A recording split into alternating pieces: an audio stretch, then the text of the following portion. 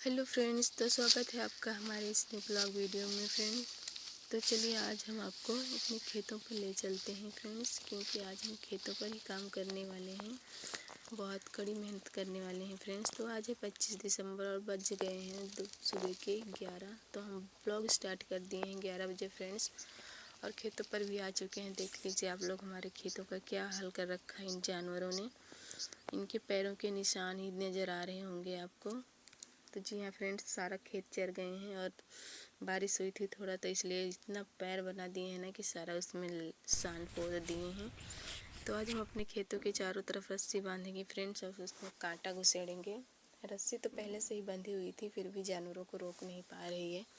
तो इसलिए फ्रेंड्स हम पूरी फैमिली के साथ आ चुके हैं अपने खेतों पर, और चारों तरफ रस्सी बांधेंगे, झाखर लपेटेंगे। हमारा बेटा भी हमारी हेल्प करा रहा है फ्रेंड्स।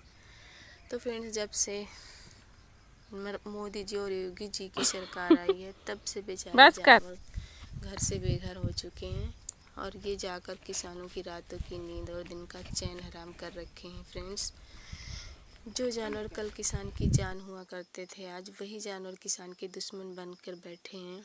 दुश्मन इसलिए बन के बैठे हैं फ्रेंड्स, क्योंकि किसान की सबसे बड़ी पूंजी होती है उसकी अपनी फसल, हरी भरी खेती, जिसको देखकर वो खुश होता है, चैन की नींद सोता है। आज वही सब कुछ नष्ट हो रहा है फ्रेंड्स, इन जानवरों की वजह से, छुट्टे जानवरों की वजह से।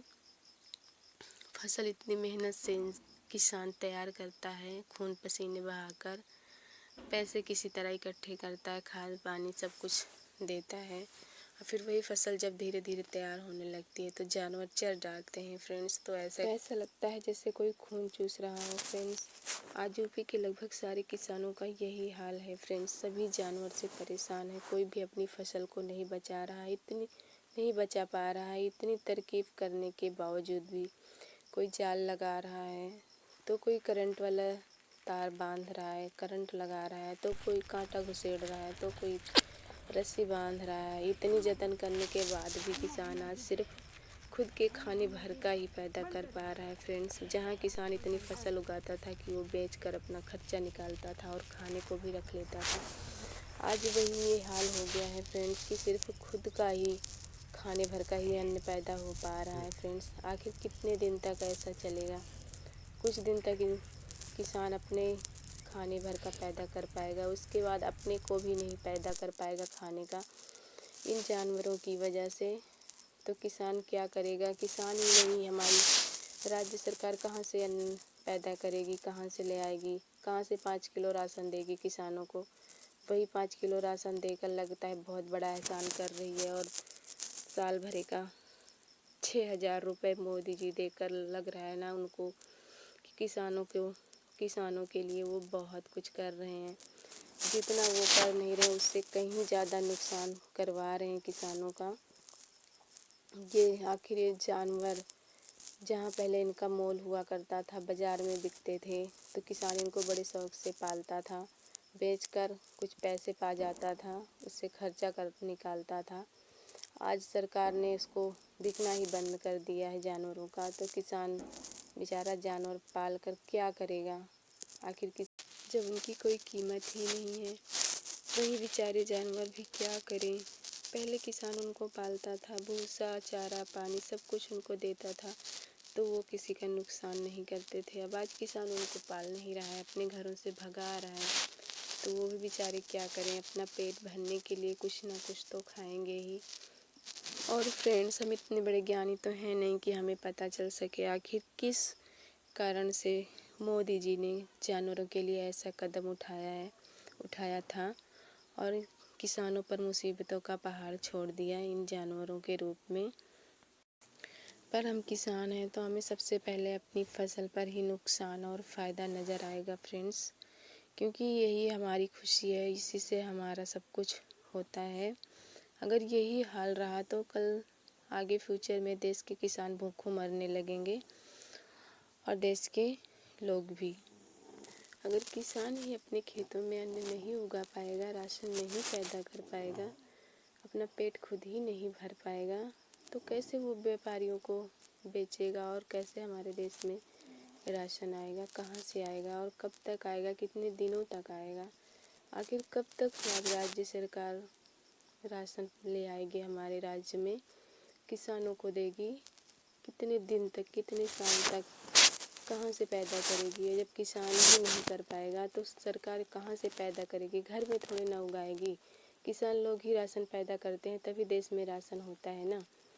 तो फ्रेंड्स, हमारी राज्य सरकार से हमारी एक ही विनती है कि वो किसानों को 5 किलो राशन दे या ना दे, पर इन छुट्टू जानवरों के लिए कोई ना कोई उपाय ज़रूर करे, जो किसान भाइयों के लिए बहुत हित में होगा और देश के लिए भी। तो प्लीज़ दोस्तों, हम किसानों की बहुत बड़ी और बहुत ही गंभीर समस्या है ये। आखिर हम किसानों की कहीं सुनवाई तो होती नहीं है, तो हमने सोचा क्यों ना हम अपने इस छोटे से चैनल के माध्यम से अपनी बात को बाबा जी के सामने, योगी जी के सामने रखने की कोशिश करें।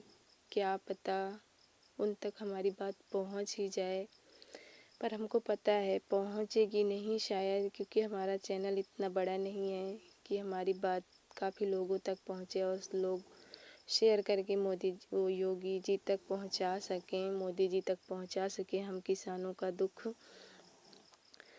फिर भी दोस्तों, हम आपसे रिक्वेस्ट करते हैं कि प्लीज़ हमारी इस बात को, हम किसान भाइयों के इस दुख को, बहुत बड़े दुख को आप लोग शेयर करके मोदी जी तक, योगी जी तक प्लीज़ पहुंचा दीजिए। काश वो हम किसानों की सुन लें और हम किसानों का भला होगा और साथ साथ पूरे देश का भी भला होगा। तो फ्रेंड्स, आज हो गया 26 दिसंबर। कल 25 दिसंबर को हम पूरा काम फिनिश नहीं कर पाए थे। बबूल काट काट के ढो ढो के लाकर यहाँ पे रखे थे, रस्सी बांधे थे, थोड़ा बहुत अटकाए भी थे, थोड़ा काम रह गया था। 3 बज गए थे, फिर हम घर चले गए थे, क्योंकि कल 25 दिसंबर था तो हमारे घर के बगल गांव का मेला था, तो वहाँ पे दुकान लगानी थी, तो हम घर चले गए थे छोड़ छाड़ के, फिर आज आए हैं। थोड़ा बच गया था, बाकी तो पूरा काम हो गया था कल ही। तो वही थोड़ा बहुत यहाँ पर झांकर जो रह गया था उसको हम लगा रहे हैं यहाँ पे।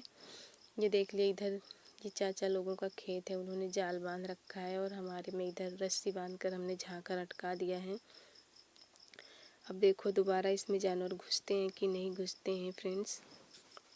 बहुत परेशान कर रखा है इन जानवरों ने, इनका कोई इलाज नहीं है।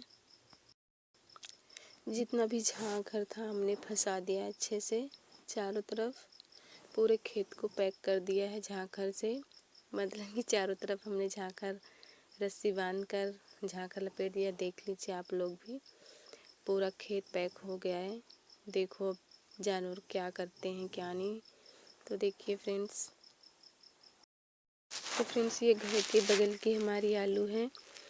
देख लीजिए आप लोग, हमने इसको बहुत ही पहले लगा दिया था, अब तक तो ये खोद के खाने के बराबर हो जाती, पर इसमें एक भी आलू नहीं पड़ी है।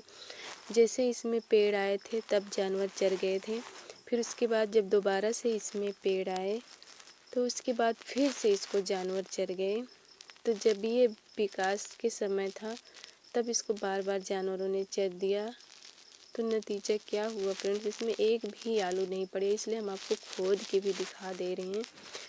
हमने पाँच छः पेड़ खोदे हैं, यहाँ पर कोई आलू नहीं निकली, सिर्फ 2 आलू, वो भी बहुत ही छोटी छोटी, जैसे कंचे होते हैं ना उतनी छोटी छोटी 2 आलू निकली है, सिर्फ और सिर्फ 2 आलू। तो फ्रेंड्स, इसमें हमने इतना बीज लगाया, खाद भी डाली थी और सिंचाई भी किए थे हम। क्या फ़ायदा हुआ हमारा, एक भी आलू नहीं। समझ लीजिए आपकी, जितने हमने बिया लगाया था, इसमें बीज बोया था, उतना भी आलू नहीं निकला इसमें, उसका आधा भी नहीं निकला। समझ लो कुछ भी, नथिंग, मतलब नथिंग, कोई आलू नहीं निकली। जब देखो फिर पति देव भी कहते रहते हैं इतनी मेहनत की, एक भी आलू नहीं पड़ी, अब तक तो इसमें से खाने का हो जाता। अब आप ही देख लीजिए फ्रेंड्स, जानवरों ने कितना दुखी कर रखा है हम किसानों को। हम करें तो क्या करें, इतनी मेहनत के बावजूद भी, खाद पानी अपनी तरफ से पूरी कोशिश करते हैं, फिर भी हम नहीं उगा पाते हैं कोई चीज़, चाहे वो गेहूँ हो, धान हो, आलू हो, मटर हो, कुछ भी A to Z कोई भी फसल इन जानवरों से उग नहीं पा रही है ढंग से। इस वजह से हम बहुत परेशान हैं। तो फ्रेंड्स आज का ब्लॉग हम यहीं पर एंड करते हैं। मिलते हैं किसी नेक्स्ट ब्लॉग में। तब तक आप लोग अपना ख्याल रखिएगा और सर्दी में ज़्यादा घूमिएगा।